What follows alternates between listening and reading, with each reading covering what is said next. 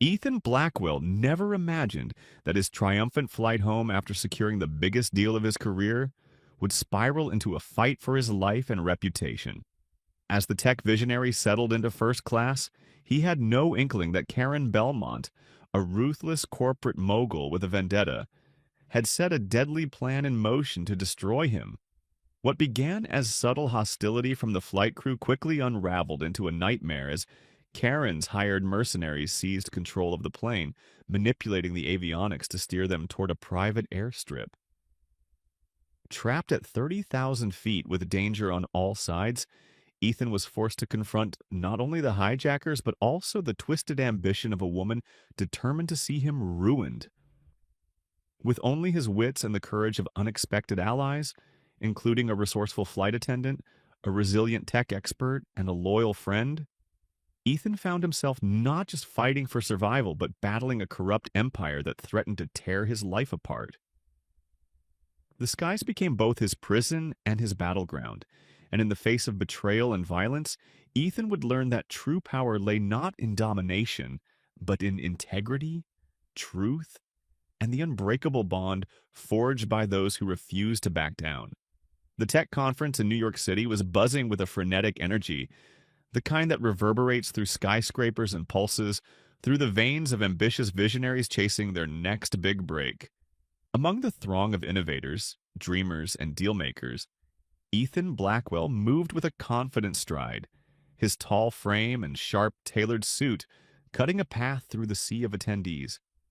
He had just sealed the deal of a lifetime, a multi-billion-dollar contract with Apex Innovations to integrate his cutting-edge AI predictive analytics into their global logistics network. The contract had been a fierce battleground, a war waged over months of brutal negotiations, sleepless nights, and razor-thin margins that could have crumbled at any moment. But Ethan had done it. He had emerged victorious, and as he stepped out of the towering glass and steel convention center, the cool autumn breeze brushed his face, a reminder that despite the monumental achievement, the world never slowed down. He took a deep breath, letting the reality of his success settle into his bones. Just as he was about to hail a cab to JFK Airport, his phone buzzed, an alert from one of his PR managers, flashing an urgent message about a new social media storm. Confused, Ethan opened the link and his stomach dropped as he saw the headline plastered across every major business news outlet. Karen Belmont calls out Blackwell's ethics, warns investors of shady tactics. A video clip began playing showing Karen Belmont, the ruthless CEO of Helix Tech, standing at a press conference podium with her trademark platinum blonde bob and ice-cold glare. Her words cut through the hum of traffic around him like shards of glass. She was accusing him of manipulating market data to secure the Apex contract, calling it a betrayal of Silicon Valley's integrity. Ethan clenched his jaw, his fingers twitching at his side as his mind raced to process the ramifications. Karen had always been a thorn in his side, ever since he disrupted Helix Tech's monopoly on logistics AI 3 years ago. But this was calculated and venomous. He knew the truth. His work was impeccable. Every algorithm, every data point painstakingly verified. But the world didn't run on truth. It ran on perception, and Karen was a master at weaponizing perception. Pushing down his frustration, Ethan hailed a cab and instructed the driver to head for JFK. As the car sped through the city, his phone buzzed incessantly. Texts from his team, his lawyer, his PR director, all promising damage control and vowing to respond with a statement.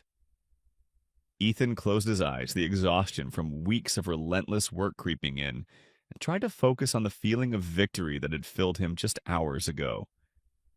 But it was tainted now, stained by Karen's unwarranted attack, and no amount of strategy could completely cleanse it. As the taxi weaved through Manhattan, his mind drifted back to the cutthroat meetings, where he'd watched Karen destroy her competitors with a smile, her words like poison dipped in honey. He knew her well enough to understand that her latest stunt wasn't just about the contract. No, it was personal. It was about undermining him, reminding everyone that a black man from a modest background didn't deserve to dominate a space where men like her had ruled unchallenged for decades. Arriving at JFK, Ethan checked his watch. Plenty of time to make his first-class flight to Los Angeles. After clearing security, he moved through the terminal with practiced efficiency, but his gut instinct prickled with unease. As he approached the gate, he froze, spotting a familiar figure surrounded by an entourage of sharply dressed men. Karen Belmont herself, that laughing lightly as one of her sycophants made. A flippant remark about unqualified upstarts crashing the industry. Ethan narrowed his eyes, not sure whether to confront her or let her ignorance speak for itself. Karen caught sight of him, her icy blue eyes narrowing ever so slightly before her smile widened, dripping with insincerity. "Well, well," she purred, stepping forward as her entourage parted like obedient soldiers.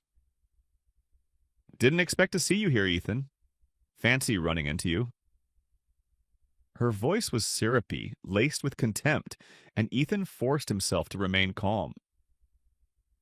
"Just heading back to L.A., he replied evenly. "Some of us still have work to do." Karen smirked, a predator circling its prey. "Oh, I'm sure you're quite busy.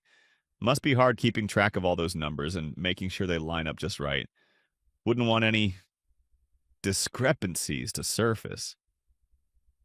Ethan didn't take the bait, simply holding her gaze until one of the gate agents called for first-class boarding.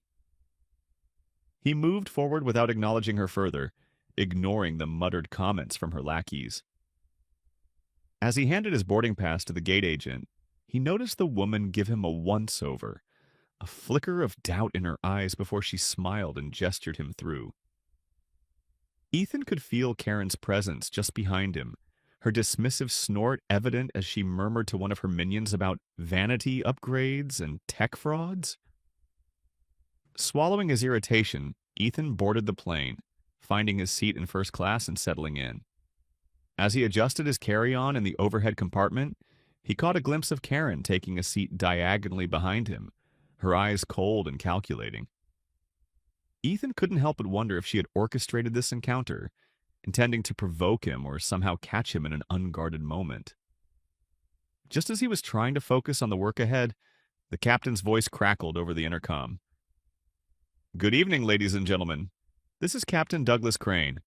We'll be departing shortly for Los Angeles. Please make yourselves comfortable." Ethan didn't think much of it until the captain himself strode down the aisle, stopping to introduce himself to each first-class passenger.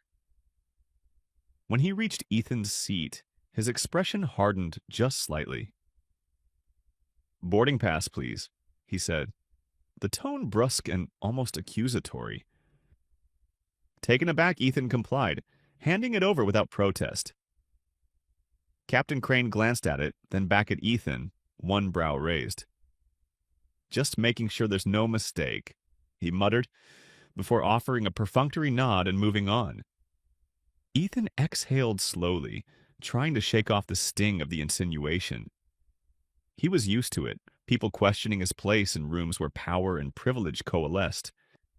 But tonight it felt different, more deliberate, as if the universe itself were conspiring to tear down the pride he had dared to feel after his monumental achievement. As he sat back, his phone buzzed with a new message, a video clip sent by his PR manager. He opened it, and his jaw tightened. It was footage from the press conference earlier where Karen had launched her attack, but this time with an added twist. She had claimed that Ethan's rise to success was only possible because of unspoken alliances with shady investors. She'd implied that his new AI was just a ripoff of existing Helix tech code, crafted to deceive and manipulate. Anger simmered just beneath the surface, but Ethan knew he couldn't react. Couldn't let her win by dragging him down to her level.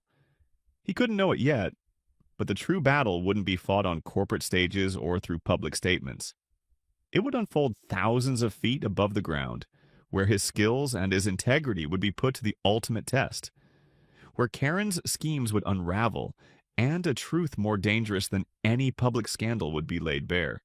As the plane prepared for takeoff, Ethan forced himself to take one more calming breath, unaware that this flight would not just challenge his patience and pride, but also force him to confront a darker conspiracy that stretched far beyond business rivalry.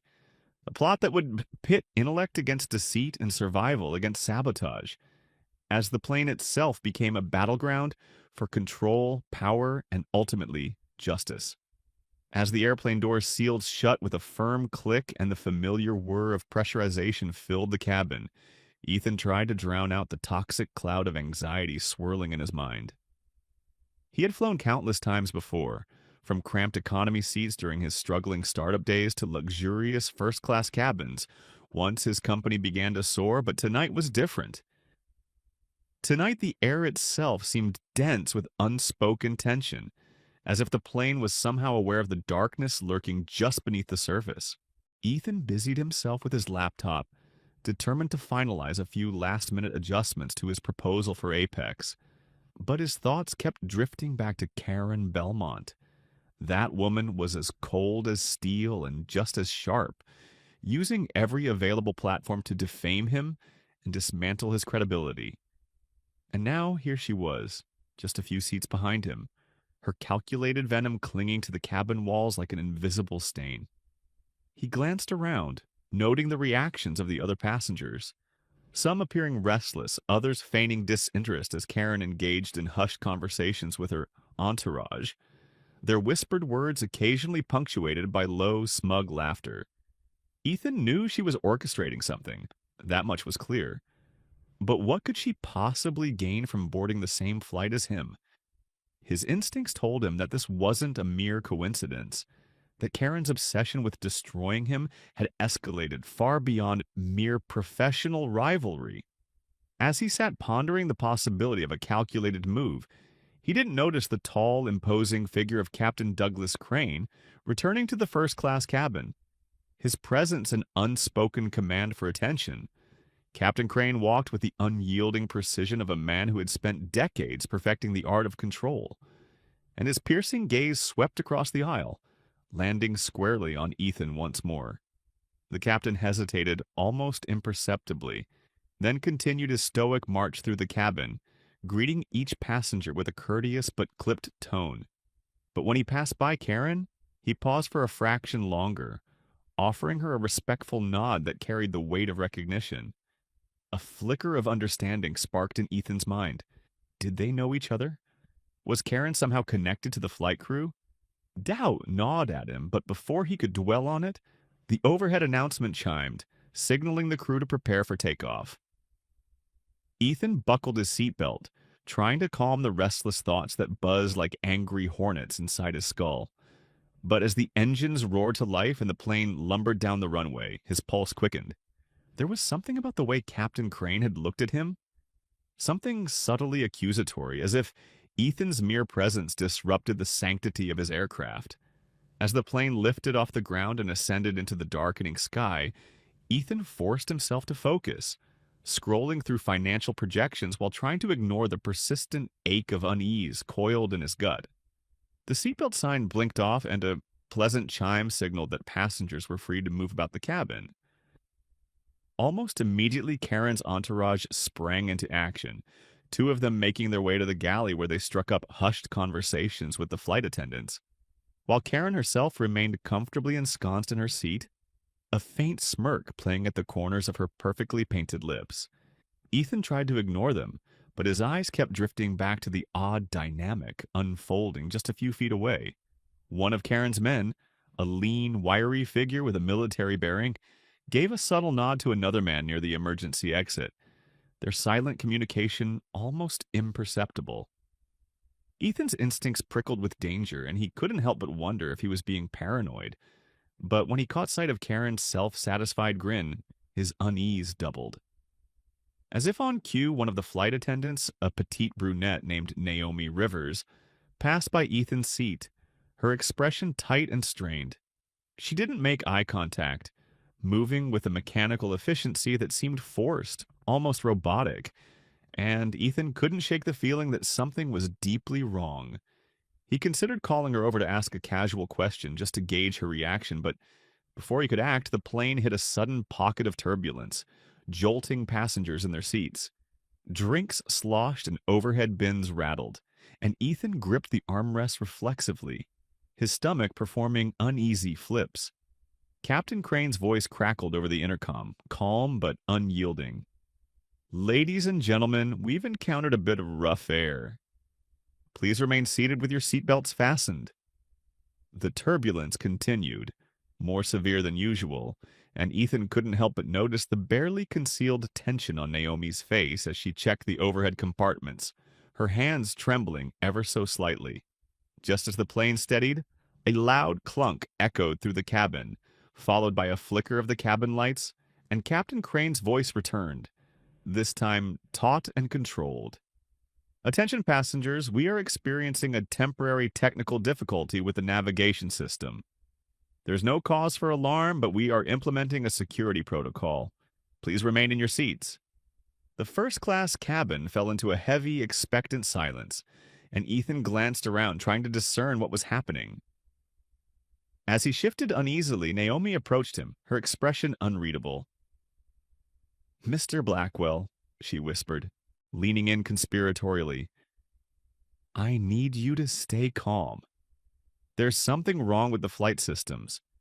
We can't communicate with ground control, and the captain has locked the cockpit." Ethan's eyes widened, adrenaline spiking through his veins. "Locked the cockpit?" he echoed, his voice low. Naomi nodded, casting a quick glance over her shoulder to ensure no one was listening. "He's refusing to communicate with the crew, and some of Karen's people are acting strangely. I think—" She hesitated, her voice faltering. "I think they might be involved." Ethan's mind raced, and he tried to piece together the fragments of information swirling chaotically around him. Why would the captain lock himself in? Was he being coerced, or was he part of some greater plan? And how did Karen fit into all of this? Just then, one of Karen's bodyguards strode purposefully down the aisle, his eyes scanning the passengers with a cold, assessing gaze, and Ethan knew that whatever was happening, it was far from over. Naomi straightened, her professional mask slipping back into place as she moved to assist another passenger. But before she left, she whispered, "If you know anything about tech systems, we might need your help." Ethan couldn't respond before she moved away, leaving him in a swirling vortex of confusion and dread.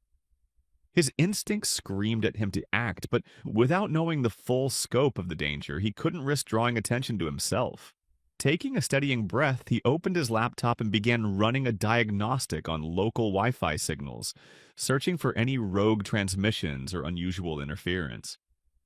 As he worked, he caught glimpses of Karen, who seemed disturbingly at ease, almost as if she was savoring the unfolding chaos.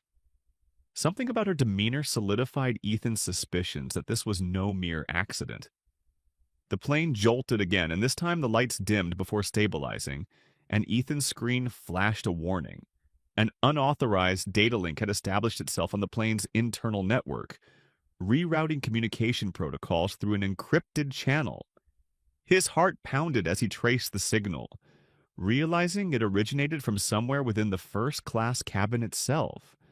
Just as he was about to isolate the connection, a loud voice broke through the uneasy quiet. One of Karen's men was standing at the front of the cabin, addressing the passengers with a cold, commanding tone. "Ladies and gentlemen," he announced, his hand resting conspicuously on his belt, where a bulge hinted at a concealed weapon. "There's been a slight change of plans. For your safety, please remain seated and comply with all instructions." Ethan's blood ran cold as he glanced at Karen, who finally dropped the pretense of indifference, her lips curling into a malicious smile. Realization crashed over him like a tidal wave. Karen wasn't just here to ruin his reputation. She was orchestrating something far darker. And if his suspicions were right, the plane itself had become a pawn in her game. He knew he needed to act fast, but with armed men and a rogue captain at the helm, any mistake could prove fatal.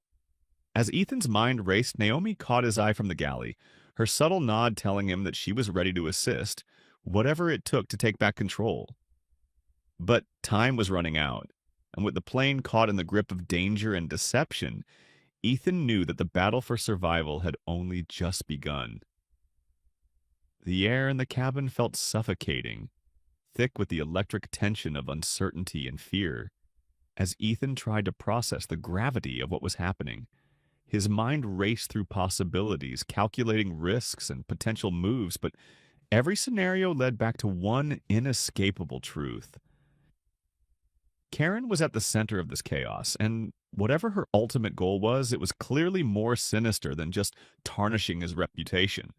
Glancing over his shoulder, he caught sight of her now openly conversing with one of her guards, the man's posture tense and authoritative, as if waiting for orders.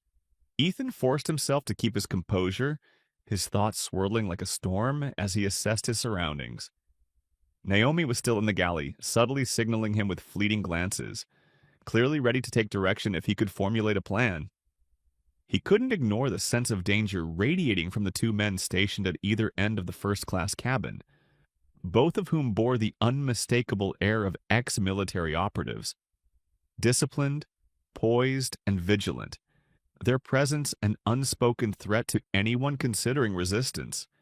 As one of them made his way methodically down the aisle, pretending to check on passengers but clearly scoping out potential threats, Ethan pretended to be engrossed in his laptop, fingers tapping aimlessly on the keyboard as his mind frantically calculated his next move. He knew he needed allies, people who could help him expose whatever Karen was plotting. A flicker of movement caught his eye, and he turned just enough to be Dr. Lydia Monroe, the neuroscientist, watching him intently from across the aisle. Her expression was calm but perceptive, as if she were analyzing not just the situation but his response to it. Next to her, Lucas Harper, the risk management consultant, was whispering something in her ear, his face etched with concern. Ethan decided to take a calculated risk and nodded subtly in their direction, signaling for their attention. Lydia caught on immediately, lifting her water bottle as if to take a sip, while discreetly tilting her head toward him. Lucas gave a nearly imperceptible nod, acknowledging the unspoken alliance forming between them. Ethan needed to make contact without drawing attention, but that was easier said than done with the guards keeping a watchful eye. He took a deep breath and made a show of yawning, stretching his arms in a way that concealed his hand as he pointed toward his laptop screen, mouthing the word network. Lydia's eyes widened slightly, and Lucas leaned in closer to her, catching on to the hint. Pretending to adjust her scarf, Lydia pulled out her phone and began typing, her fingers moving with deceptive casualness. Moments later, Ethan's laptop pinged with a nearby Bluetooth request. It was from Lydia's device, cleverly disguised as a generic wireless headset. He accepted the connection, and a discreet message popped up on his screen. "What's happening?" Ethan typed back quickly, keeping his movements as natural as possible. "Hacked system. Rogue signal. Karen involved. Potential sabotage." The response was almost instant. "What can we do?" Ethan thought fast, glancing around to make sure none of Karen's guards were paying attention.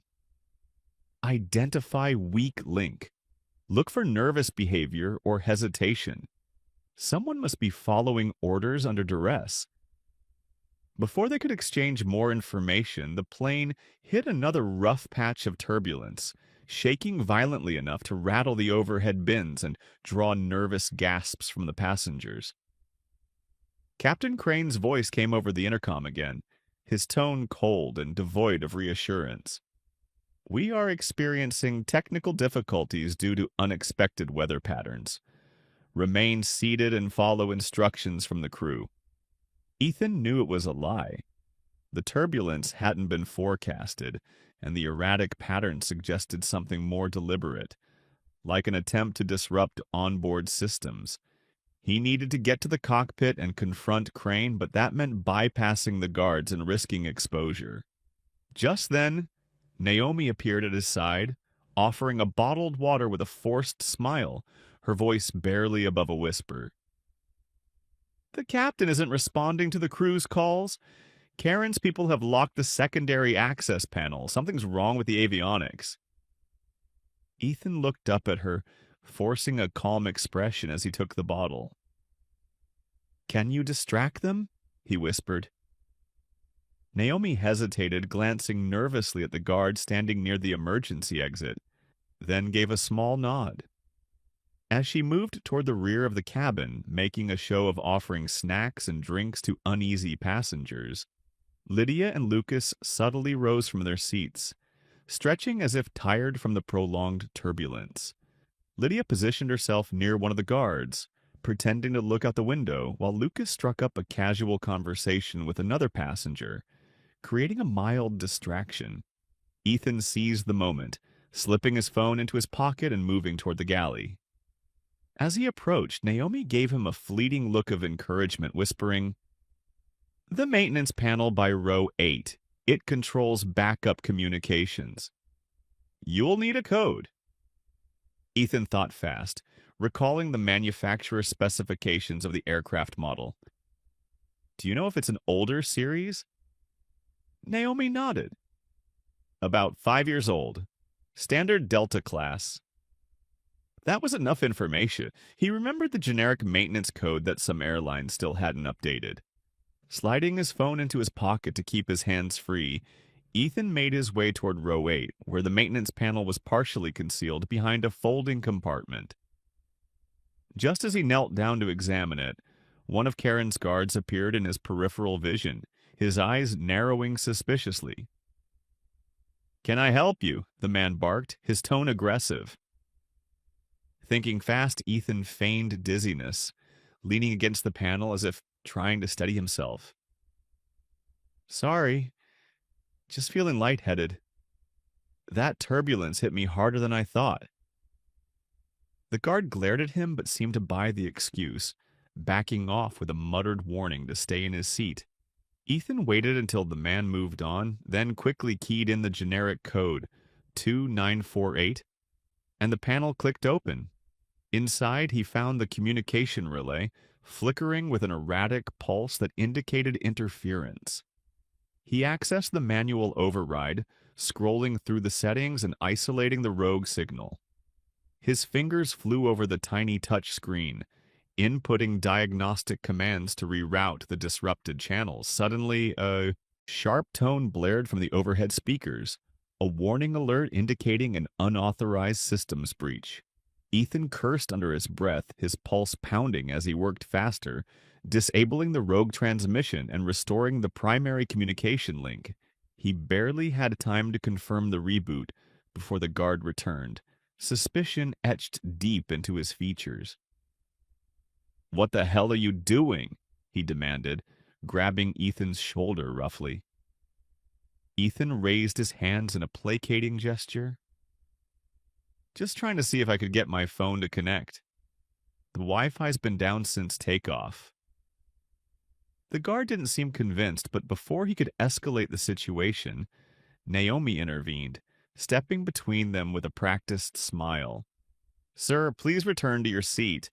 We're handling the connectivity issues." The guard glared at her, but reluctantly backed off, muttering something about keeping an eye on Ethan. Breathing a sigh of relief, Ethan glanced at Naomi, who gave him a subtle nod before moving back to the galley. He quickly texted Lydia via the Bluetooth link. "Signal isolated. Trying to restore ground contact." Lydia's response flashed on his screen. Karen's man getting agitated. "Watch your back."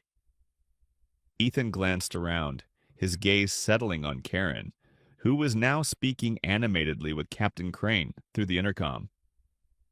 Something about her demeanor was off, too confident, too collected, as if she knew the odds were firmly stacked in her favor. He needed to get to the cockpit, confront Crane directly, and figure out just how deep Karen's manipulation ran. But as he took a cautious step forward, the intercom crackled to life with Captain Crane's strained voice. "Due to unforeseen circumstances, we will be making an unscheduled landing. Please remain seated and await further instructions." Ethan's stomach twisted with dread, knowing that whatever Karen had planned was coming to a head. As he moved cautiously back to his seat, he caught Lucas's eye, signaling him to stay alert. The pieces were falling into place, but the picture they formed was darker and more insidious than Ethan had imagined. Whatever Karen was orchestrating, it wasn't just about ruining his career. It was about orchestrating a crisis that could destroy lives. As the plane began its descent, a sense of impending doom settled over Ethan, and he knew that he couldn't just wait and watch. He had to act, and he had to act now. The fate of everyone on board depended on it.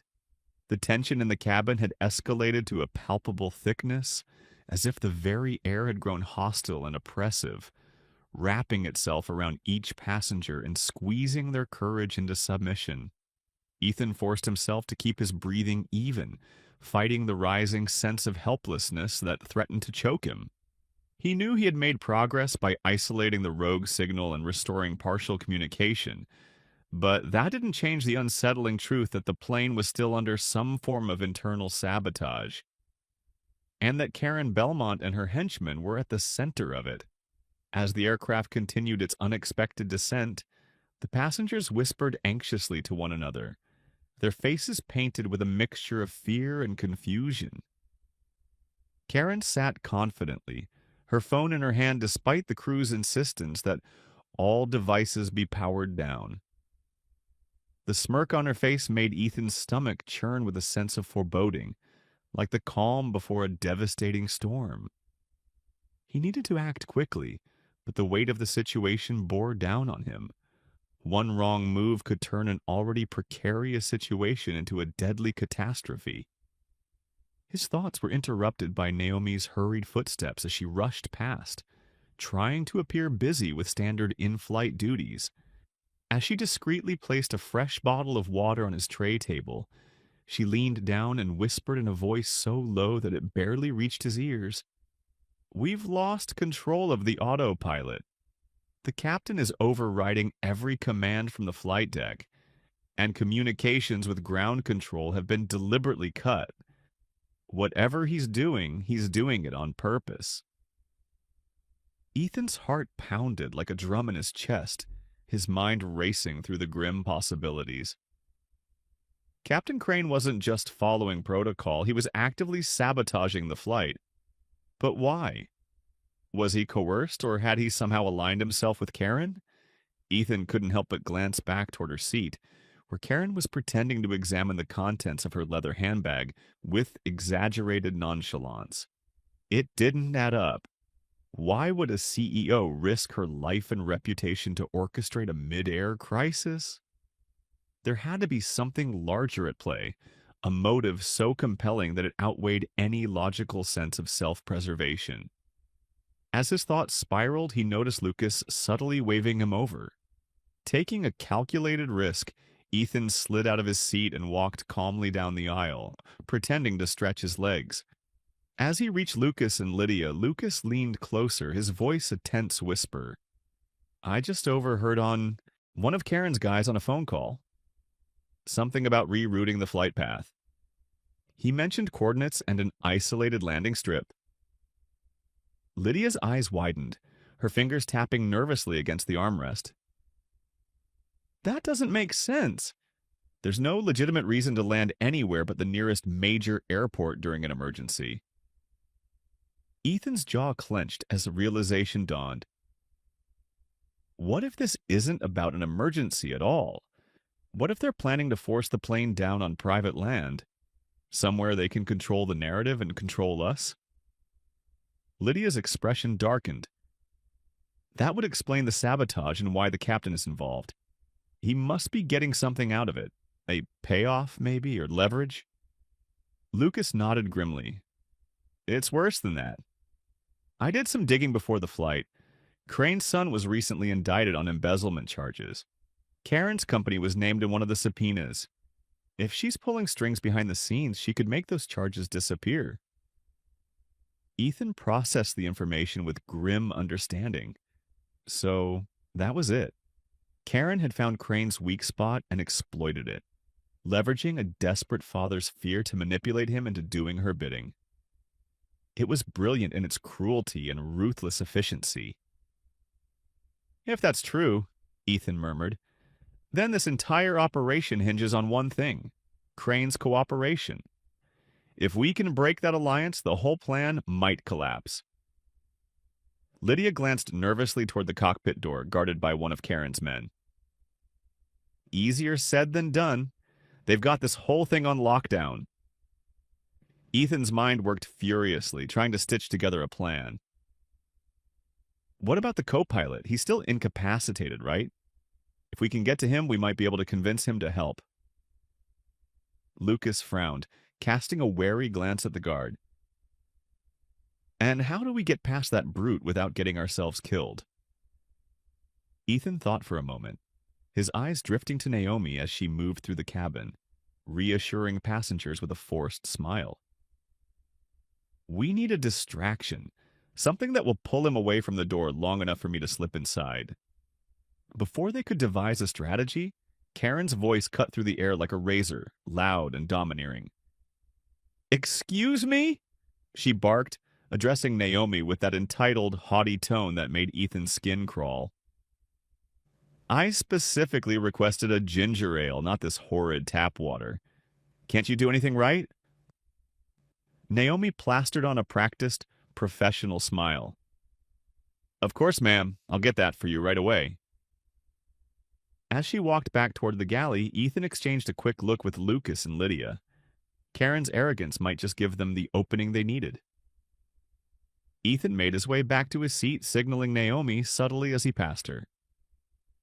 She caught his hint and quickly approached, whispering, What's the plan? Ethan spoke softly, his voice calm despite the chaos. We need that guard away from the cockpit. Can you create a commotion at the rear of the cabin? Something that requires his attention? Naomi nodded without hesitation, a spark of determination in her eyes. Give me 1 minute. True to her word, within 60 seconds, a loud clattering sound erupted from the galley, followed by the unmistakable crash of metal trays hitting the floor. Naomi's voice carried through the cabin, feigning distress. Oh no, I need help back here. The guard at the cockpit door hesitated, looking between Karen and the galley before muttering something under his breath and striding back to investigate. Ethan didn't waste a second, slipping out of his seat and moving stealthily toward the cockpit. As he reached the door, he felt the intense pressure of being exposed, his pulse hammering in his ears. He tried the handle, but it was locked. Of course it was. Desperation clawed at him as he scanned the control panel next to the door, remembering something from his research on aircraft safety protocols. He tapped a series of keys, entering a generic emergency override code used by maintenance crews. To his shock and relief, the lock clicked open with a faint hiss, and he slipped inside before anyone could notice. Inside the cockpit, the scene was more chaotic than he had imagined. Captain Crane sat hunched over the controls, his face taut with stress and fear, while the co-pilot, Michael Grant, was slumped in his seat, pale and dazed, his breathing shallow but stable. Crane barely registered Ethan's entrance, his focus consumed by the malfunctioning control panel and the blinking emergency indicators. What the hell are you doing here? Crane snarled, his voice laced with panic.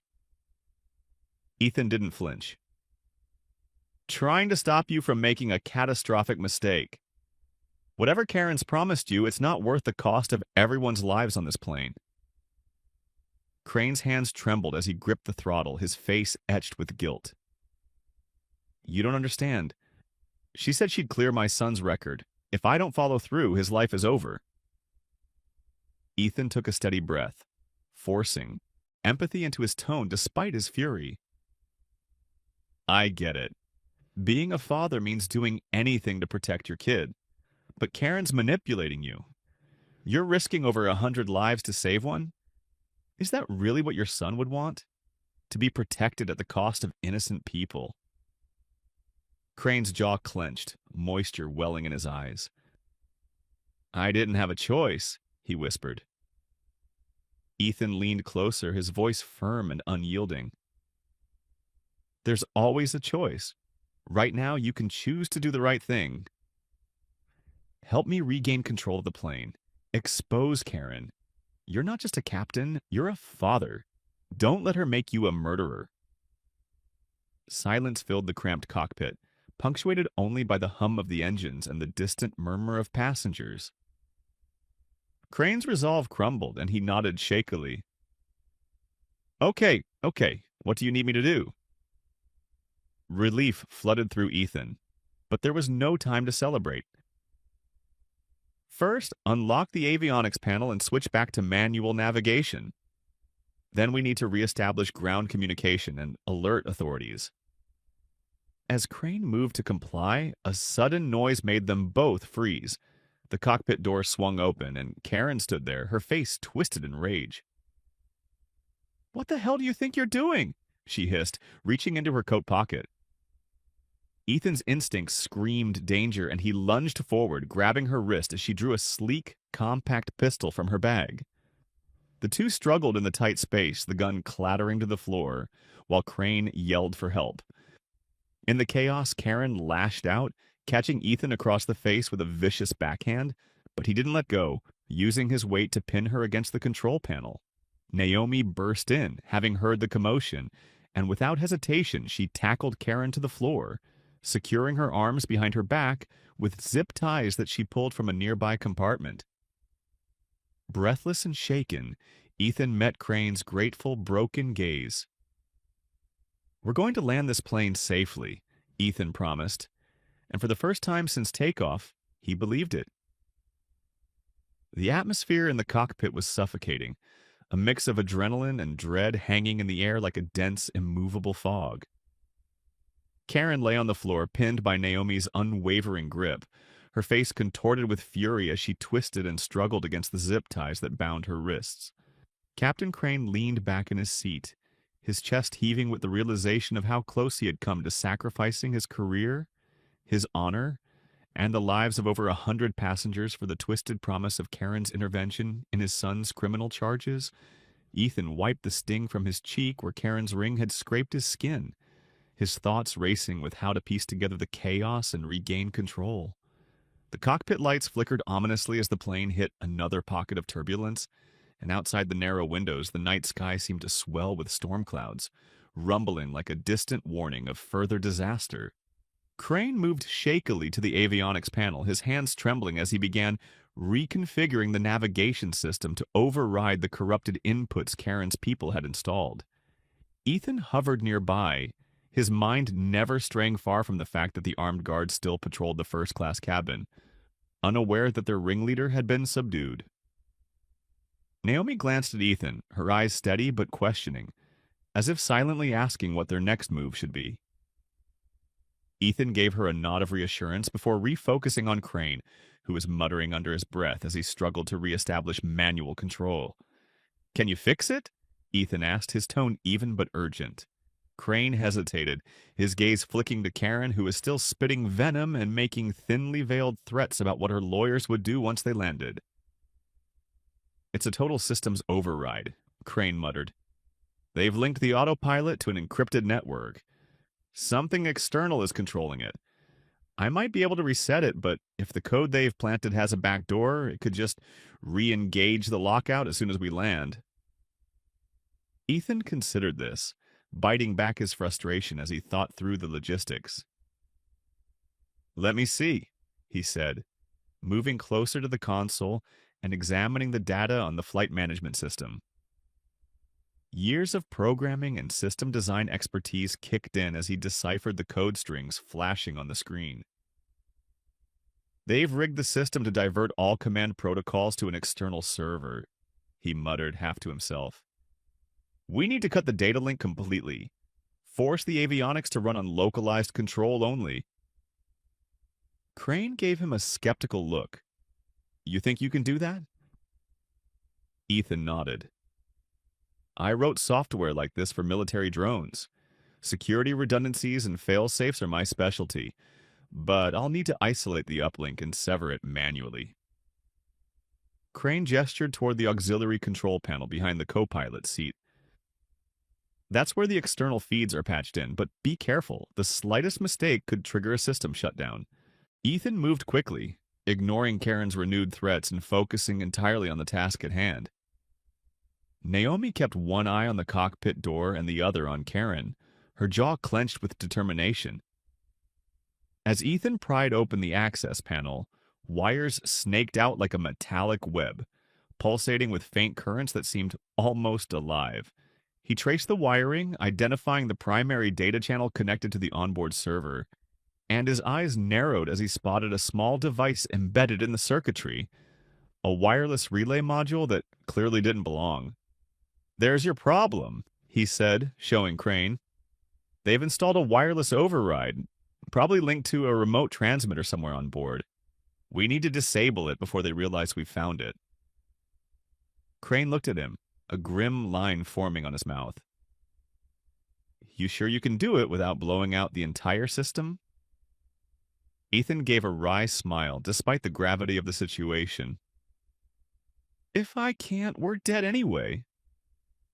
Taking a pair of needle-nose pliers from the emergency kit mounted on the wall, he carefully pried the module loose from its housing.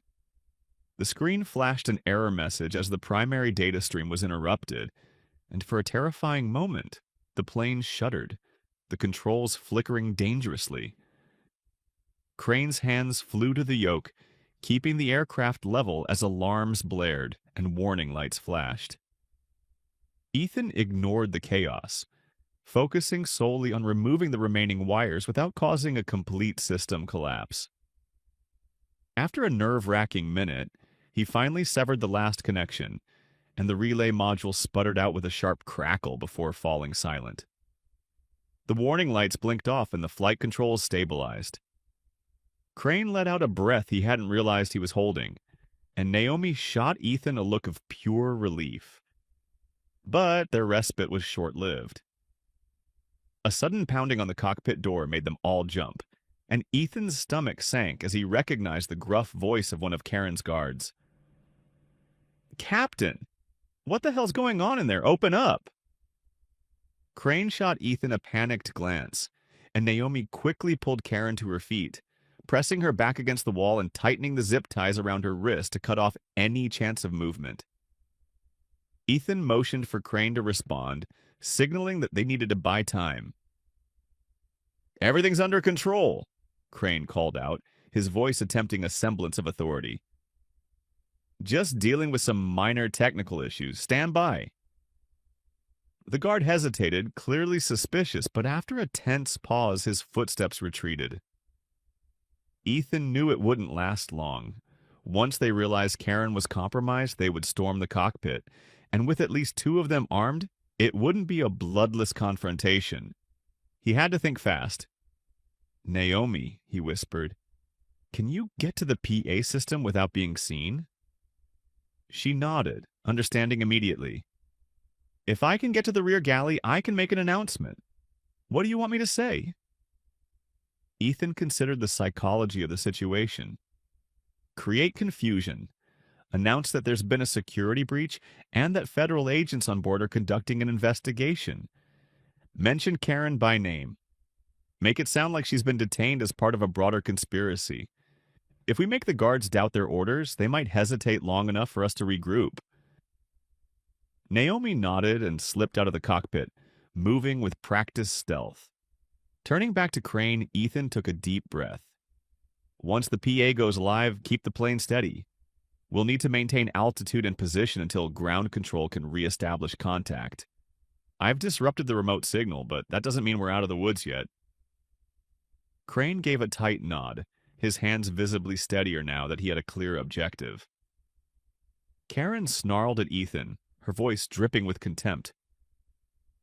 "You think this changes anything? My people will tear you apart the second you step foot off this plane."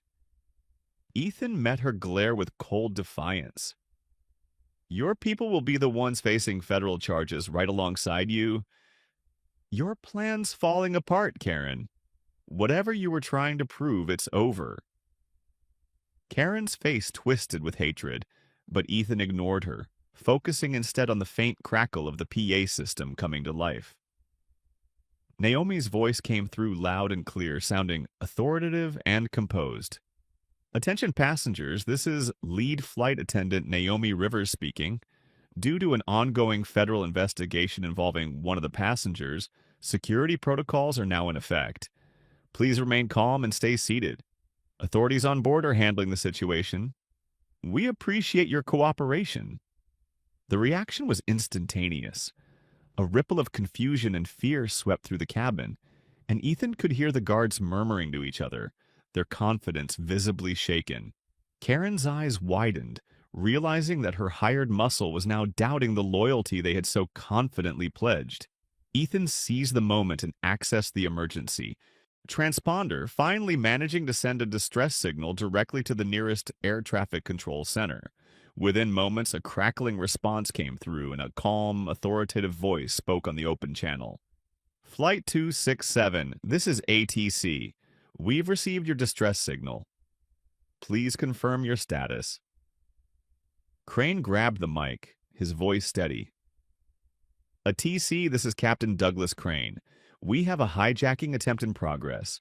Suspect leader has been detained, but armed accomplices remain on board, requesting immediate assistance and military escort. The controller responded immediately. Understood. Flight 267. Redirecting fighter escort to your position. Maintain current heading and altitude. ETA 10 minutes. Stand by for further instructions. Relief washed over Ethan, but he knew they weren't safe yet. The guards would soon realize they had been tricked, and when that happened, things could turn violent. As Naomi slipped back into the cockpit, breathless but triumphant, Ethan shared the good news. Military escort inbound. We just need to hold out. Naomi's face lit up with determination. Then let's make sure we're ready when they get here. The next few minutes stretched like hours as the plane continued its steady course. Karen had fallen silent, her face pale as she calculated the fallout of her failed plan. Ethan kept his focus sharp, knowing that even with help on the way, they couldn't afford to let their guard down. Just as they saw the glint of fighter jets on either side of the plane, a loud bang echoed from the cabin. One of the guards had fired a shot into the air, demanding answers.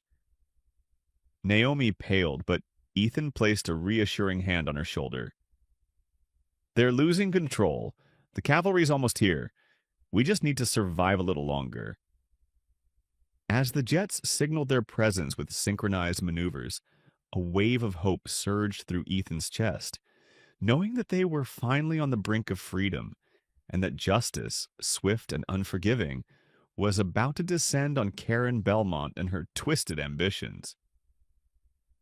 The tension in the cockpit hung like an iron shroud, thick and suffocating, as the distant roar of fighter jets hummed through the cabin walls, their sleek silhouettes slicing through the darkening sky like sentinels of impending judgment. Ethan steadied his breathing, his hands gripping the edge of the console, as Captain Crane relayed their precarious situation to air traffic control, each word laced with desperation and weary resolve. Naomi stood by the door, her body poised like a coiled spring, ready to react to any new threat. Karen, despite being zip-tied and pinned to the floor, continued to seethe with a fury so potent it seemed to warp the air around her, her eyes blazing with venomous intent as she spat curses under her breath, vowing retribution that would level anyone who dared to oppose her. Ethan's mind whirled through the convoluted web of schemes that had brought them to this point, tracing the twisted lines of Karen's ambition and the catastrophic lengths she was willing to pursue just to ruin his life and claim his victory as her own. His pulse throbbed in his ears as he heard muffled shouts from the cabin, one of Karen's guards yelling something incomprehensible to the panicked passengers, while another barked orders, trying to regain control of the narrative that was swiftly slipping through their fingers like sand in a storm. The plane hit a sudden jolt of turbulence, shaking violently as the sound of another gunshot cracked through the air, making Ethan's heart seize in his chest. Naomi's eyes widened and Crane froze, his hands tightening around the control yoke. Ethan forced himself to focus, straining his ears to decipher the chaos outside the cockpit. A voice came through the intercom. Lucas, his tone steady but strained. "Everyone, stay calm. We're experiencing some—" Another loud crash interrupted him, and then a piercing scream tore through the air. Ethan shot Naomi a look, and she nodded in silent understanding before inching the door open, just enough to peer into the aisle. One of the guards, the taller, meaner one with a military stance, was stalking through the cabin, his gun drawn and his eyes flickering with paranoid desperation, as if he could feel the noose tightening around his neck. Passengers cowered, ducking low in their seats, while the second guard remained near the emergency exit, visibly tense and scanning the area as if expecting an imminent attack. Karen, finally realizing that her once loyal mercenaries were slipping into panic, snarled at Ethan through gritted teeth, her voice low and trembling with barely contained rage. "You have no idea who you're dealing with. Even if you bring this plane down safely, I'll bury you in lawsuits. I'll destroy your career, your company, everything you've ever built. Do you think some little public relations stunt will save you from me?" Ethan glanced down at her, his expression hardening as he weighed his words. Carefully. "Funny thing, Karen," he said, keeping his voice calm despite the riotous clamor in his veins. "You've spent your whole life thinking that power means crushing anyone who stands in your way. But real power isn't about forcing people to kneel. It's about building something stronger than fear, stronger than greed. You may think you can burn me to the ground, but even ashes give way to something new. You've already lost. You just don't see it yet." Karen's eyes widened, caught off guard by his calm defiance, but her lips twisted into a bitter sneer. "You're a fool," she spat. "People like me don't lose. We evolve. We adapt. I will come back from this, stronger, smarter, and you will never see it coming." Before Ethan could reply, Naomi whispered urgently, "He's coming back." Ethan shot Crane a look. "Can you secure the cockpit? No matter what happens, don't let them get in."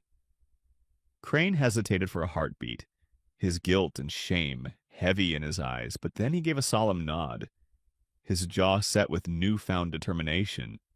Naomi and Ethan exchanged a quick glance before slipping back into the main cabin, where the guard was now barking orders, waving his gun to assert dominance over the increasingly restless passengers. "Everyone stay the hell in your seats!" he shouted, his voice cracking with uncertainty. "If anyone moves, I swear I'll start shooting." Ethan's mind raced, his instincts screaming that the situation was teetering on the edge of disaster. He caught sight of Lucas and Lydia, both positioned strategically behind the guard, making subtle eye contact with him. Lydia held up her phone, showing the recording icon, and Ethan gave her a barely perceptible nod. Good evidence. They needed every scrap of proof to expose Karen and her accomplices. Naomi moved with deliberate casualness down the aisle, approaching the panicked passengers and speaking in a soothing tone, trying to quell the rising tide of hysteria. "Please remain calm," she urged. "Help is on the way. The situation is under control." The guard spun toward her, his gun raised, and Ethan's pulse surged with fear for her safety. "You," the guard snapped, "get back to your station and shut up." Naomi hesitated, a flicker of defiance sparking in her eyes. "I'm just trying to keep everyone calm," she said softly. "We don't want anyone to get hurt." The guard glared at her, his jaw clenched so tight Ethan thought it might crack. Before he could react, a sudden flash of movement caught his attention. Lucas lunged forward, grabbing the guard's gun hand and twisting it upward, a thunderous shot discharging harmlessly into the ceiling. Passengers screamed, ducking even lower, but Lucas didn't relent, using his height and strength to leverage the man's arm backward. The guard roared in pain, struggling to free himself, but Lucas locked his grip like a steel vise. Seeing the opening, Ethan moved swiftly, grabbing the guard's radio and shouting into it. "Everyone remain calm. We've subdued the threat. Stay in your seats." The second guard, hearing the commotion, rushed toward them, but Lydia was already in motion. She swung a beverage cart into his path, slamming it into his knees and sending him sprawling to the floor. Naomi rushed in, grabbing his fallen gun and kicking it out of reach, while Ethan wrestled the first guard's weapon from Lucas's grasp. Breathless and heart-pounding, Ethan looked down at the two subdued men, both groaning in pain and pinned by Lucas and Naomi's unyielding holds. Karen's furious scream from the cockpit reached them, but it was drowned out by the intercom, crackling to life. Captain Crane's voice, clear and resolute, filled the cabin. "This is Captain Crane. The situation is under control. Please remain seated. Authorities are en route, and military support is escorting us to the nearest safe landing. Thank you for your cooperation and courage." Relief swept through the passengers, murmurs of gratitude and cautious optimism rippling through the cabin, like a collective exhale after holding their breath too long. Ethan handed the guard's gun to Naomi, nodding approvingly as she secured it safely. He looked over to see Lydia still recording, documenting every detail, and he couldn't help but feel a surge of pride for how resilient and courageous everyone had been despite the overwhelming odds. Karen's threats had been loud, relentless, and venomous, but they had crumbled like dust against the collective strength of good people standing against corruption and violence. As the fighter jet circled closer, signaling the approach of ground support, Ethan leaned against the wall, his muscles finally relaxing as the weight of the ordeal began to ease. He glanced out the window at the distant lights of the airbase coming into view and knew that this nightmare was almost over. But as his adrenaline subsided, a deeper thought took root in his mind. What would happen when they landed? Karen's influence was vast, and her web of corruption undoubtedly stretched beyond just this plane. Ethan knew that even though they had survived, the real battle was just beginning. Exposing the full scope of Karen's conspiracy would take more than just one flight's worth of bravery. It would require dismantling the very foundations of her empire. But as he looked around at Naomi, Lucas, Lydia, and the resilient passengers who had refused to be broken, Ethan knew one unshakable truth. They had already proven that courage, integrity, and unity could outlast the darkest schemes. He vowed silently that he would see this fight through to the end, no matter what it took, because this victory wasn't just his. It belonged to everyone who dared to stand against the tyranny of unchecked power. And as the landing gear descended with a reassuring clunk and the airstrip loomed ahead, Ethan straightened his shoulders, prepared to face whatever awaited them on the ground, resolute and unbreakable. As the wheels touched down on the airstrip with a jarring thud, a collective gasp of relief echoed through the cabin, followed by a surge of clapping and murmured prayers, as if the very act of landing safely had granted everyone a second chance at life. Ethan felt his heart finally release its tight grip on his chest, his shoulders slumping with the overwhelming flood of exhaustion that surged through his body. The adrenaline that had sustained him throughout the harrowing ordeal now ebbed away, leaving his muscles aching and his thoughts fragmented, but his resolve remained unbroken. He exchanged a glance with Naomi, who gave him a weary but triumphant nod, her professionalism never wavering despite the emotional toll. In the cockpit, Captain Crane's voice came over the intercom one final time, steadier now, filled with both gratitude and a heavy remorse that lingered beneath his words. "Ladies and gentlemen, we have safely landed at an airbase where law enforcement and federal agents will assist you. Please remain seated as officers board the plane to handle the situation. Thank you for your bravery and cooperation."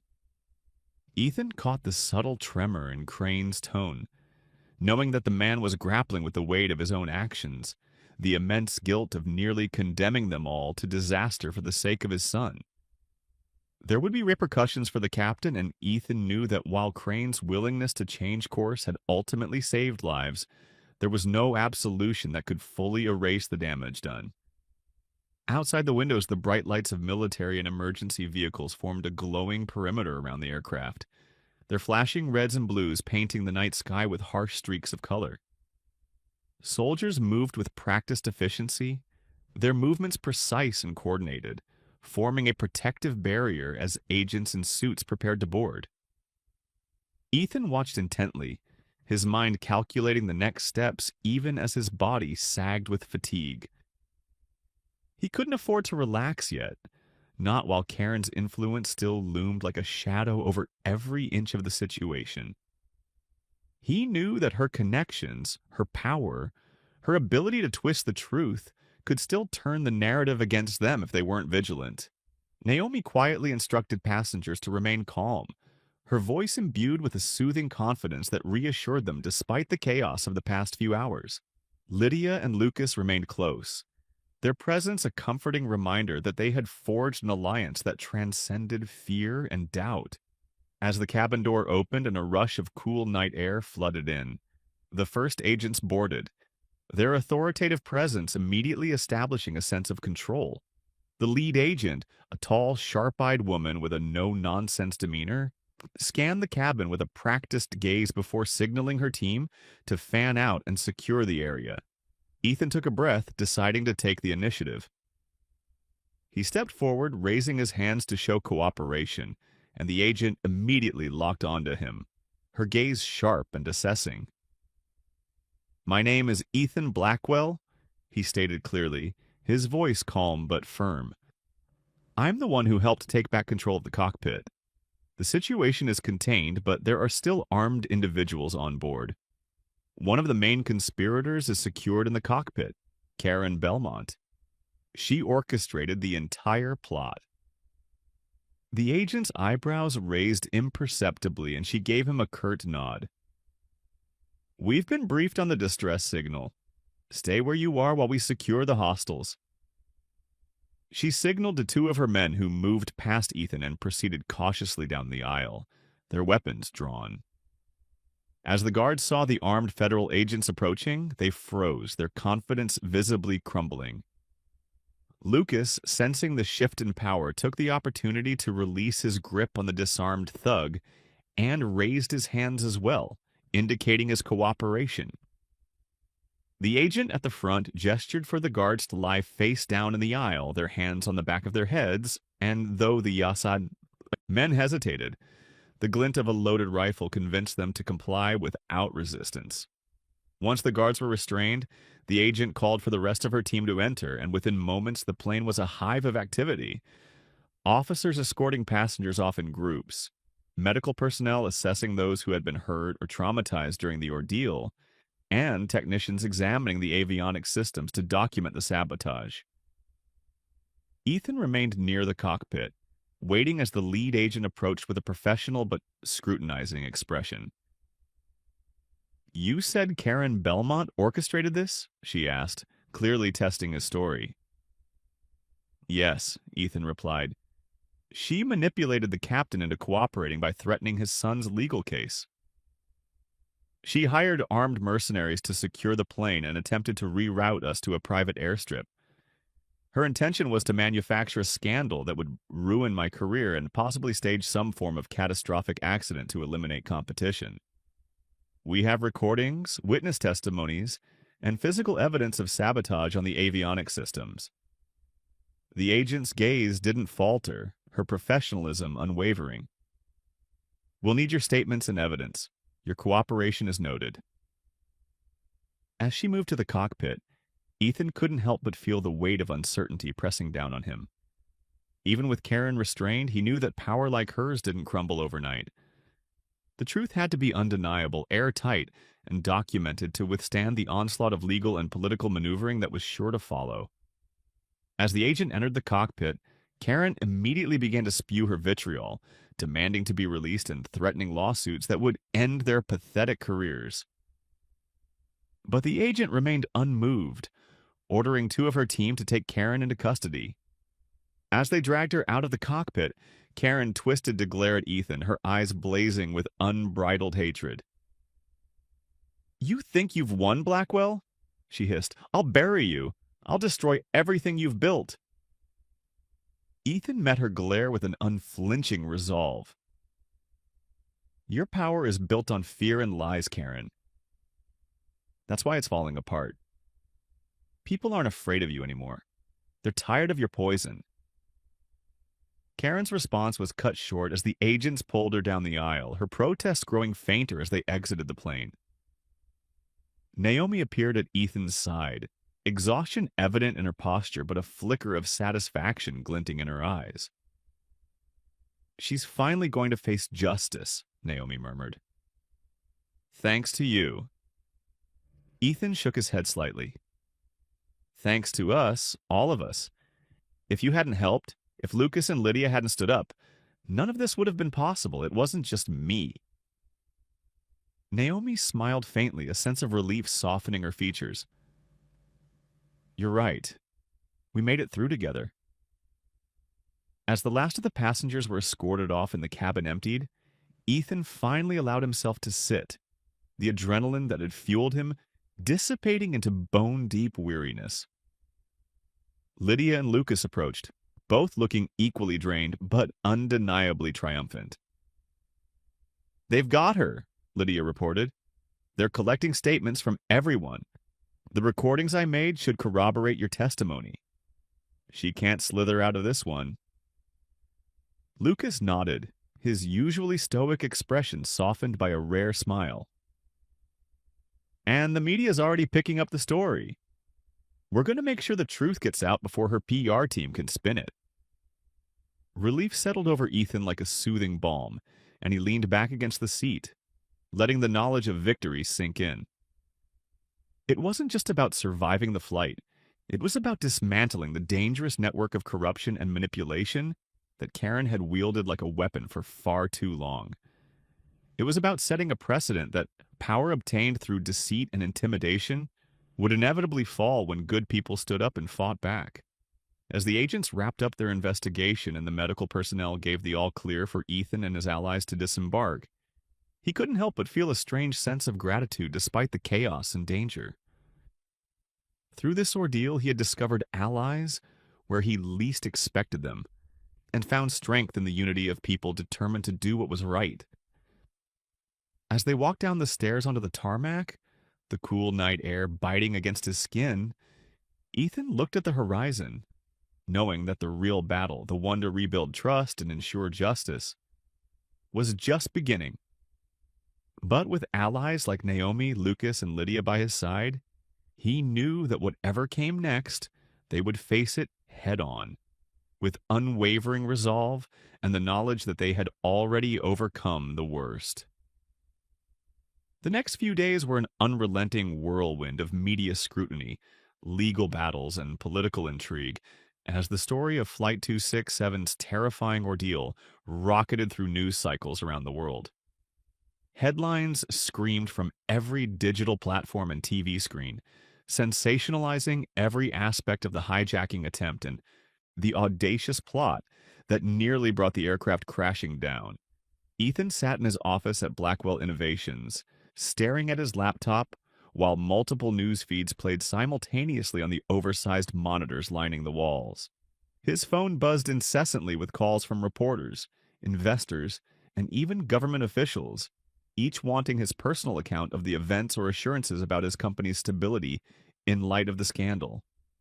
He knew he couldn't remain silent for long, but the sheer gravity of what had transpired still weighed heavily on his shoulders, making it difficult to process his own emotions. Part of him felt an overwhelming sense of relief that Karen Belmont's schemes had been exposed, her criminal enterprise laid bare for the world to see, but another part of him remained cautiously vigilant, fully aware that Karen's downfall wouldn't be as simple as watching her get dragged off the plane in handcuffs. Power like hers had deep roots and even deeper pockets, and while the public might be celebrating her arrest, he knew the real battle was just beginning. The battle to ensure she stayed behind bars and that the consequences of her actions reverberated through her entire corrupt empire. Just as Ethan started sifting through the latest batch of emails, a notification popped up from an encrypted messaging app.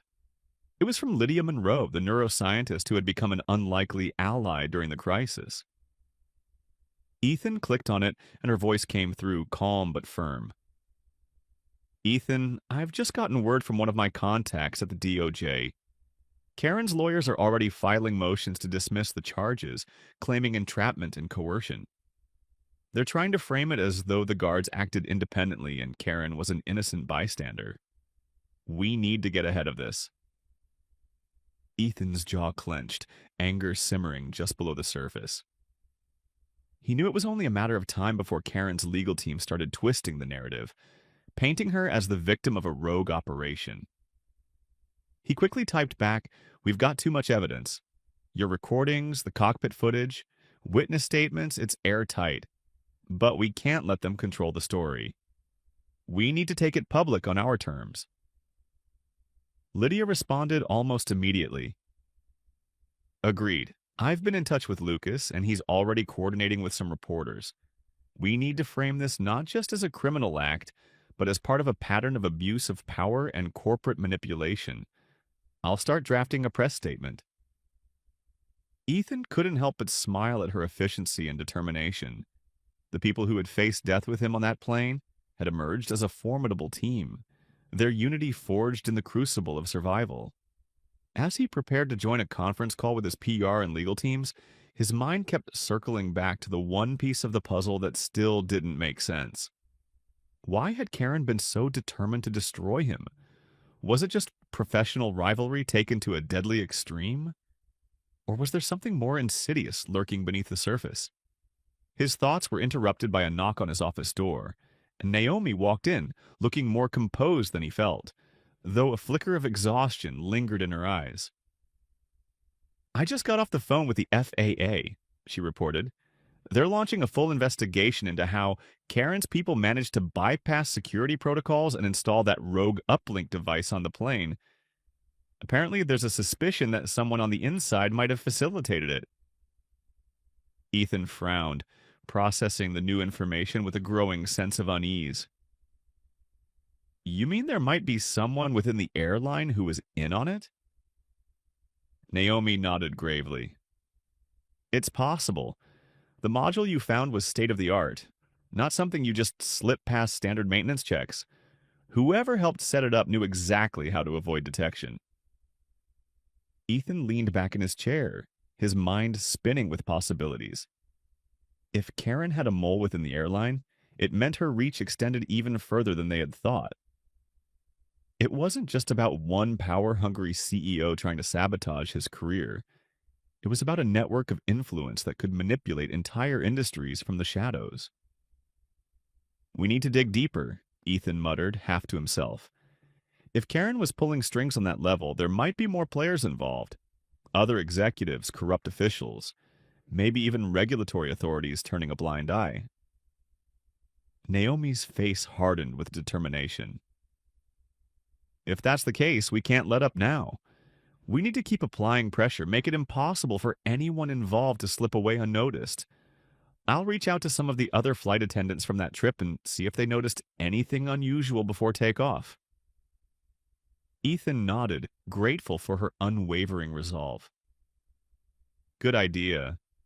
Also, check in with Lucas and see if he's made any progress getting the media on our side. We need to control the narrative before Karen's PR machine spins this into another lie." As Naomi left, Ethan pulled up his contacts and dialed Alexandra Chen, the civil rights attorney who had offered her support from the beginning. After a few rings, her confident, measured voice came through. "Ethan, I was just about to call you. The Belmont legal team is already pushing for a plea deal. They're trying to downplay the hijacking as a miscommunication and spin Karen's involvement as unintentional.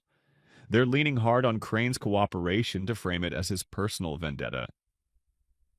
Ethan gritted his teeth, fighting the frustration that threatened to boil over. They're trying to turn Crane into the scapegoat, aren't they? Make it seem like he went rogue to protect his son, and Karen just happened to get caught in the crossfire. Alexandra sighed, her exasperation evident. "Exactly, but there's one key piece of evidence that can destroy that angle, the cockpit recording. If we can release the audio of Karen directly threatening Crane, it would shatter their defense. Problem is, the airline is hesitant to release it without a court order. They're worried about potential lawsuits. Ethan clenched his fist, weighing the options. Can we subpoena it? Force them to hand it over before it gets buried? Alexandra hesitated.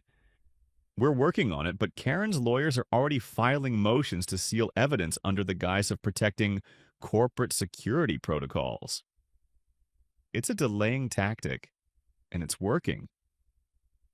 Ethan couldn't hide the bitterness in his voice.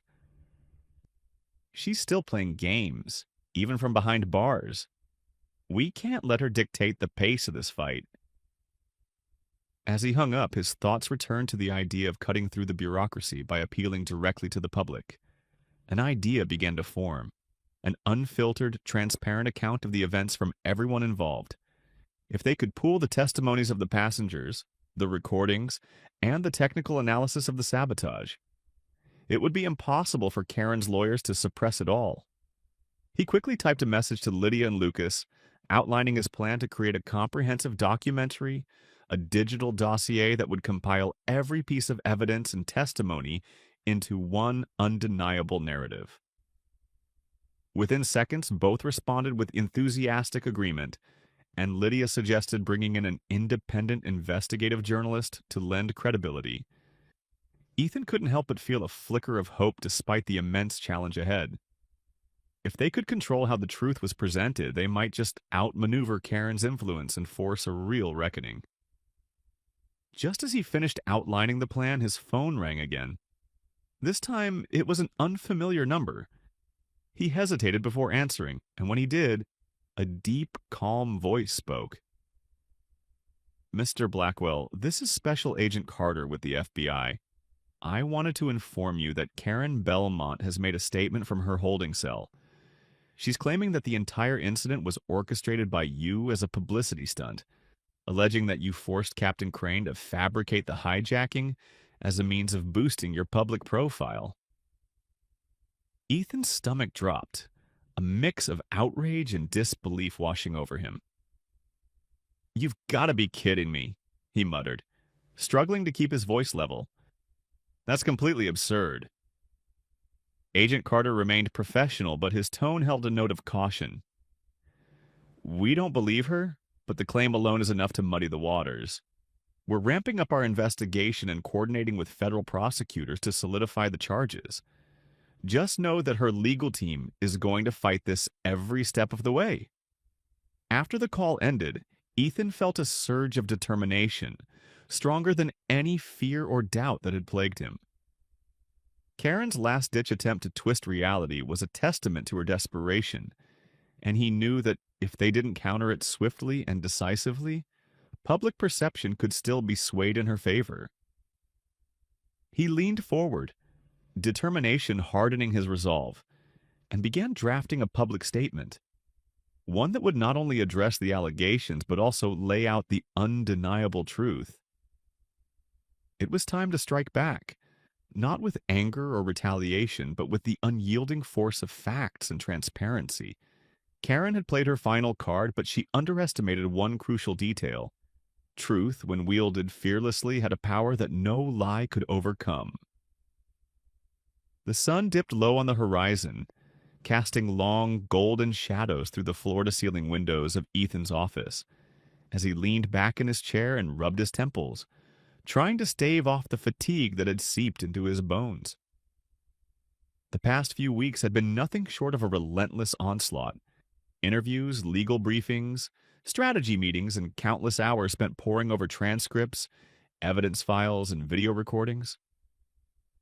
The public fallout from the Flight 267 incident had only grown more tangled and heated, as Karen Belmont's legal team deployed every underhanded tactic at their disposal to paint Ethan as the mastermind behind the elaborate publicity stunt. Her lawyers had somehow managed to twist the narrative to suggest that Ethan, desperate to revive his flagging public image, had orchestrated the entire event to portray himself as a hero, with Karen as the hapless victim of his manipulations. It was maddening, infuriating, and most of all, deeply disheartening to watch as media outlets latched onto the sensationalism, questioning Ethan's integrity despite the mountain of evidence in his favor.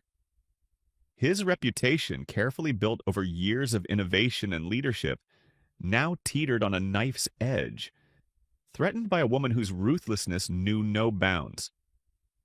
Yet amidst the chaos and the growing uncertainty, Ethan's resolve remained unbroken, fortified by the loyalty of his friends and the unwavering support of those who had been on that plane with him.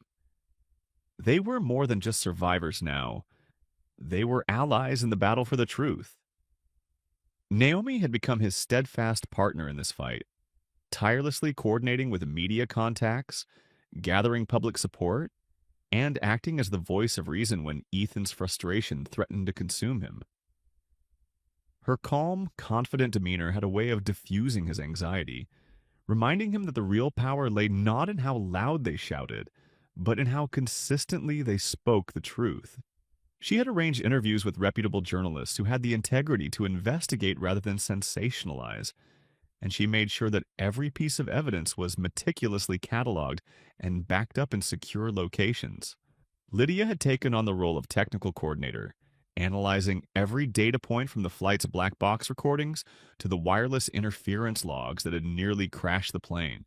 She had spent countless hours collaborating with aviation experts and cybersecurity professionals to create an unassailable case, one that would not only exonerate Ethan but also dismantle the corrupt network that Karen had manipulated for her own gain. Meanwhile, Lucas remained in the public eye, using his media expertise to craft compelling narratives that countered Karen's propaganda. His calm, thoughtful presence on televised debates and panel discussions lent credibility to their side, especially when he spoke passionately about how ordinary citizens could not allow power to corrupt justice. But it was Alexandra Chen, the civil rights attorney, who had become the strategic linchpin of their campaign. She was relentless in her pursuit of justice, meticulously deconstructing Karen's legal arguments with precision and flair that left opposing counsel floundering. Her command of courtroom dynamics was nothing short of masterful, and she had quickly become a media sensation herself, earning respect and admiration from viewers who recognized her commitment to truth over spectacle. Her ability to cut through legal jargon and present complex arguments with clarity had made her invaluable, not just in the courtroom, but also in the court of public opinion. The strategy was twofold: maintain a relentless presence in the media to sway public perception, while systematically dismantling Karen's defense through hard evidence and expert testimony. They couldn't afford to leave any stone unturned, and Alexandra's relentless cross-examinations had already unearthed crucial inconsistencies in Karen's story, including financial records that hinted at bribery and witness tampering. Despite their progress, Karen's legal team remained fiercely combative, filing injunctions to suppress key evidence and making outrageous counterclaims that kept Ethan and his allies constantly on the defensive. One particularly infuriating twist had come when Karen's attorneys produced a falsified logbook, showing that Captain Crane had altered flight records long before the hijacking, implying that he and Ethan had conspired to stage the entire event for publicity. The forgery was crude, but it was enough to muddy the waters and give the media just enough ambiguity to question the truth. Ethan had been blindsided by the development, but it was Lydia's meticulous examination of the file's metadata that proved it had been doctored after the incident, using software tied to one of Karen's corporate subsidiaries. The revelation was a breakthrough, and Alexandra wasted no time filing a motion to have the falsified evidence thrown out and to charge Karen's legal team with obstruction of justice. It was a small victory, but it was enough to breathe new life into their fight. Just as they were catching their breath from that skirmish, another bombshell dropped. Karen's team had somehow convinced one of the flight attendants, one who hadn't been in the cockpit or part of the inner circle during the chaos, to testify that Ethan had pressured Crane into falsifying the flight path. It was a blatant lie, and the attendant's statement was riddled with contradictions. But it was enough to give Karen's lawyers a new talking point, and they pounced on it like vultures, feeding it to the media with calculated precision. The backlash was instantaneous, and Ethan found himself once again painted as the villain in a drama that seemed to have no end. Anger burned through him like acid, but Naomi's steady presence kept him from lashing out. Instead, they redoubled their efforts, gathering character testimonials from other passengers and crew members who had witnessed Ethan's heroism firsthand. One night, after a particularly grueling day of damage control, Ethan found himself alone in his office, the quiet hum of the city below contrasting starkly with the turmoil in his mind. The walls seemed to close in around him, and he wondered, just for a fleeting moment, if it was worth it to keep fighting. He was exhausted, drained beyond reason, and the temptation to walk away from it all loomed like a dark shadow at the edge of his resolve. But then his phone vibrated and he saw a message from Lucas. It was a link to a newly published editorial titled, "Why the Truth Matters More Than Ever, The Real Story of Flight 267. Curious, Ethan clicked on it and found himself reading a heartfelt piece penned by one of the passengers from that flight, a young woman named Claire, who had been sitting near the cockpit. She described in vivid detail how Ethan had stepped up to confront Karen, how his calm, rational approach had given the terrified passengers a sense of hope. She spoke of his bravery and his leadership, how he had risked his life to disable the rogue control module and restore the plane's systems. The piece was raw, authentic, and deeply moving, and it quickly went viral, sparking a wave of support that rippled across social media. The comments flooded in, messages of encouragement and solidarity from strangers who recognized the truth when they saw it. Inspired by Claire's bravery, other passengers began sharing their own accounts, creating a chorus of voices that finally drowned out Karen's manufactured lies. It was the turning point they had been waiting for, and as public sentiment shifted dramatically in Ethan's favor, Karen's legal team found themselves scrambling to regain control of a narrative that was no longer theirs to dictate. Alexandra capitalized on the momentum, filing formal charges against Karen for perjury, falsification of evidence, and conspiracy to commit fraud. With the court of public opinion decisively on their side, the formal legal process accelerated, and federal prosecutors finally saw the advantage of pursuing full charges rather than settling for a plea deal. The decisive blow came when a whistleblower from Karen's inner circle, one of her own corporate enforcers, came forward with irrefutable proof of her plans, including emails detailing the entire scheme from sabotage to cover-up. With his testimony and the trove of digital evidence he provided, Karen's empire collapsed like a house of cards, and even her most loyal defenders couldn't escape the fallout. As the media erupted with the shocking revelations, Ethan felt an overwhelming sense of vindication and relief. Karen was done, her power shattered, her reputation irreparably tarnished, and her allies abandoning her like rats fleeing a sinking ship. At long last, the truth had prevailed, and Ethan knew that he hadn't just fought for his own name. He had fought for something far more important. The principle that integrity could triumph over greed, and that justice, though often slow and uncertain, would ultimately catch up to those who thought themselves untouchable. The courtroom was packed to capacity, a palpable tension simmering just beneath the polished veneer of decorum, as reporters, spectators, and legal experts packed the benches, their eager faces turned toward the polished mahogany doors at the front. Ethan stood just outside the courtroom, straightening his tie as the muffled murmurs from inside bled through the cracks. He could feel the weight of 1,000 eyes waiting, anticipating the climax of a saga that had gripped the nation. Beside him, Alexandra adjusted her notes, her confident, poised demeanor masking the electric current of determination in her eyes. Naomi stood to his left, offering a reassuring smile while Lucas and Lydia exchanged a nod of solidarity, their expressions steely with resolve. It had been months of unrelenting pressure, a labyrinth of legal battles and media scrutiny, but today was the day they would lay it all bare. The final reckoning that would either cement Karen Belmont's fate or impossibly, allow her to slip free yet again. Ethan glanced at his phone one last time, reading the flood of supportive messages from people around the world who had followed every twist and turn of this harrowing journey. He knew he wasn't just fighting for himself anymore. He was fighting for everyone who had been silenced, threatened, or ruined by Karen's insidious manipulation. With a deep breath, he pushed open the doors and the room fell into a hushed silence as he strode down. The aisle, his allies following close behind, their presence a united front against the forces that had tried so hard to crush them. The trial had already been grueling, a relentless war of words and evidence that stretched across weeks, with Karen's defense team employing every dirty trick in the book to discredit the testimonies of Ethan, the crew members, and the passengers of Flight 267. They had spun wild theories about conspiracies, claiming Ethan had orchestrated the entire incident as a form of corporate sabotage against Karen, trying to eliminate her as a business rival.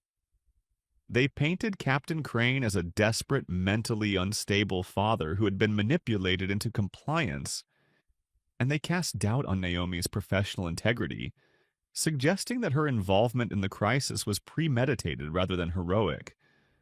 But despite their best efforts, Alexandra had stood firm, dismantling each false narrative with surgical precision, presenting irrefutable data, eyewitness accounts, and expert analyses that revealed the sheer audacity of Karen's plot. Lydia's meticulous breakdown of the avionics tampering had left the defense stammering, while Lucas's media strategy ensured that every victory in the courtroom was amplified to the public, turning each new revelation into a rallying cry against corruption. And then there was the bombshell that no one, especially Karen, had seen coming.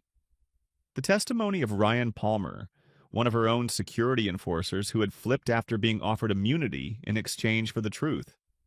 Ryan's confession had sent shockwaves through the courtroom, detailing how Karen had manipulated Captain Crane by leveraging his son's criminal charges, how she had instructed her hired goons to seize control of the plane and ensure Ethan's downfall was recorded and publicized as a scandalous spectacle. He described how she had meticulously planned every detail, from the sabotage navigation systems to the fake distress signals, and how she had recruited tech specialists to embed remote control modules into the avionics. His statement not only corroborated Ethan's claims, but also exposed Karen's long history of using intimidation and bribery to silence anyone who dared oppose her. When Alexandra cross-examined him, she pulled no punches, digging into the motivations and moral reckoning that had driven him to turn against his former boss. Ryan's haunted expression and regretful tone struck a chord with the jury, and for the first time, Karen's unshakable composure began to fracture, her carefully crafted mask slipping as the enormity of her impending defeat sank in. Now, as Ethan took his seat beside Alexandra, he couldn't help but notice the way Karen glared at him from across the room, her eyes burning with undiluted loathing. She was dressed immaculately as always, every inch the powerful corporate titan she had once been. But there was a wildness in her gaze, a desperation born of watching her empire crumble under the weight of its own corruption. Ethan kept his expression neutral, refusing to give her the satisfaction of seeing his anger or his fear. Instead, he focused on the judge, who rapped his gavel and called the proceedings to order. The final arguments were about to begin, and Alexandra rose from her seat with the kind of quiet authority that commanded attention, her presence filling the room like a tidal wave of certainty. "Your Honor," she began, her voice ringing clear and unwavering. "This case is not just about one woman's ambition gone awry. It is about the corrosive effects of unchecked power and the destruction it leaves in its wake. Karen Belmont abused her influence to orchestrate a hijacking that put over 100 lives at risk, all for the sole purpose of destroying a man she saw as a threat to her legacy. She did not act out of desperation or self-defense. She acted with cold, calculated malice, And when confronted with the consequences of her actions, she sought to manipulate the truth and bury the evidence. But the truth, Your Honor, does not bend to wealth or intimidation. It does not cater to the whims of the powerful. Today, we have seen the courage of those who stood against her, people who risked their lives to protect the innocent, who spoke out despite threats and coercion. The evidence is overwhelming. The testimonies are clear. Karen Belmont is guilty not only of conspiracy and sabotage, but of attempting to shatter the lives of those who dared to defy her. We ask for nothing more than justice. Justice for Ethan Blackwell, for Captain Crane, for Naomi Rivers, and for every soul on that plane who endured the terror of her actions. Justice demands accountability, and today, we stand united in saying that no one, no matter how powerful, is above the law. Her words settled over the room like a solemn vow, and even the defense team seemed to shrink in their seats, their last-ditch efforts to paint Karen as a victim evaporating like mist under the harsh light of truth. The defense attorney rose, his face pale and drawn, offering one final, half-hearted rebuttal about corporate rivalries and misunderstood intentions. But his words rang hollow, devoid of conviction. When the judge called for a recess before the verdict, the room erupted into whispered speculation, and Ethan allowed himself a moment to breathe, his chest heavy with anticipation. Naomi squeezed his shoulder, her eyes bright with determination, and Lucas clapped him on the back, murmuring, "She nailed it. There's no way they're letting Karen walk after that." After what felt like an eternity, the jury filed back in, their expressions somber and resolute. The judge asked if they had reached a decision, and the forewoman stood, clearing her throat as she unfolded the verdict slip. "We, the jury, find the defendant, Karen Belmont, guilty on all counts: conspiracy to commit hijacking, endangering public safety, falsification of records, bribery, and attempted murder." The gavel struck down, and the courtroom erupted into chaos. Some spectators cheering, others gasping, and Karen's defense team slumping in defeat. Karen herself seemed paralyzed, her once imperious demeanor shattered as reality crashed over her like a tidal wave, her face pale and eyes wide with disbelief. Ethan felt a wave of relief so profound it nearly buckled his knees, but he remained composed, offering Alexandra a grateful nod as she gave him a small, triumphant smile. Reporters swarmed outside the courthouse, cameras flashing and microphones thrust forward as Ethan, surrounded by his allies, stepped up to the podium. He took a deep breath and faced the sea of eager faces, knowing that this was his moment to reclaim his truth and his dignity. "Today," he began, his voice steady and resolute, "justice has been served, not just for me, but for everyone who has ever faced the cruelty of corruption and the abuse of power. This verdict is not just a personal victory, it's a reminder that no matter how insurmountable the odds may seem, integrity and courage will always prevail over deceit and greed.